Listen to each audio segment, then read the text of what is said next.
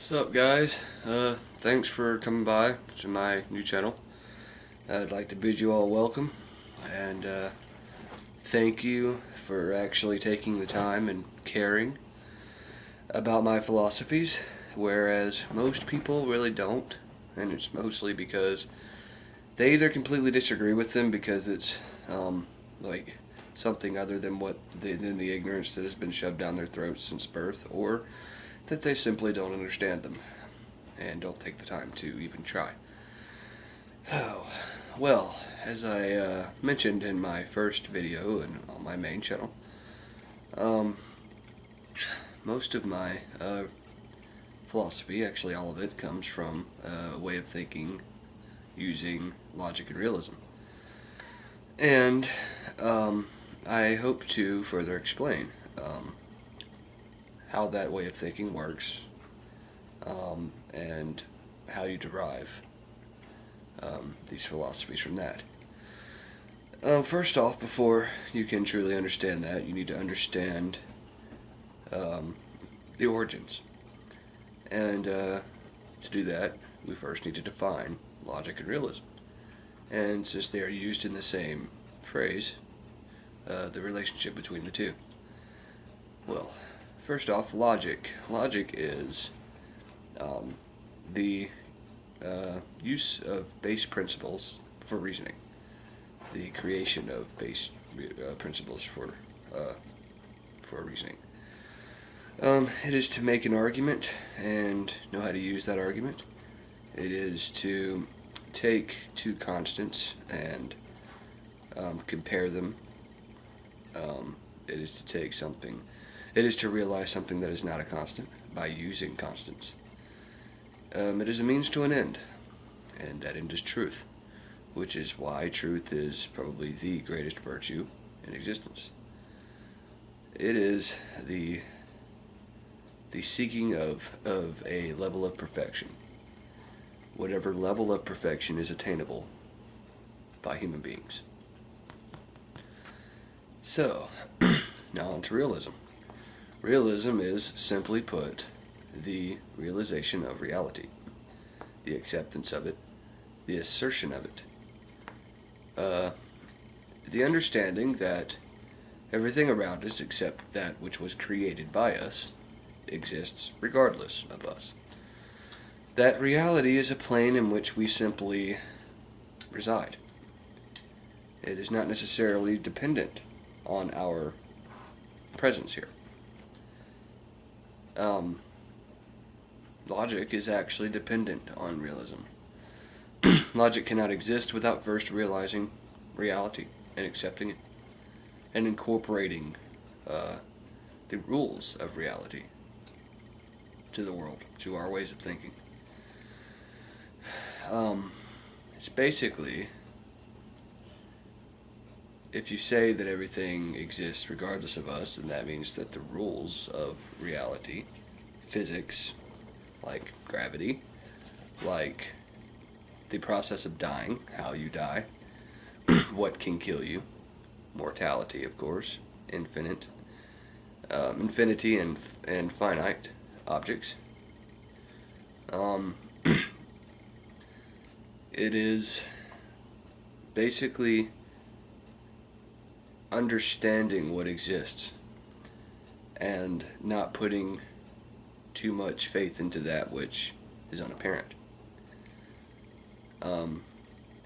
If you are not a realistic person, then you are not a logical person. You must first be realistic, which goes to show that theists are not very logical. Well, perhaps not even logical at all.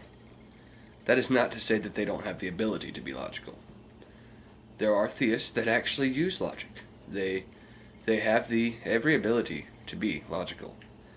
They simply ignore logic when it comes to their ideology, their doctrine. You must forsake all logic to believe in something which is unprovable. That is where agnosticism actually comes from, is in big part realism.